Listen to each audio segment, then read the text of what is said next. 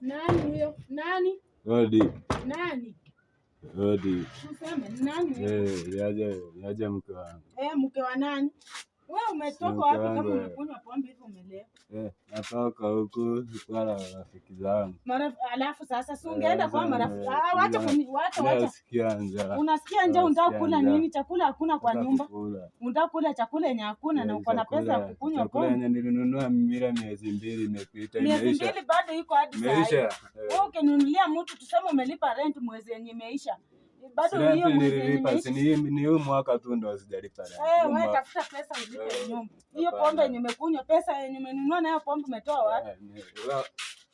Umetoa wapi pesa? Pombe nimenunua pesa ile nilisaidia kazi.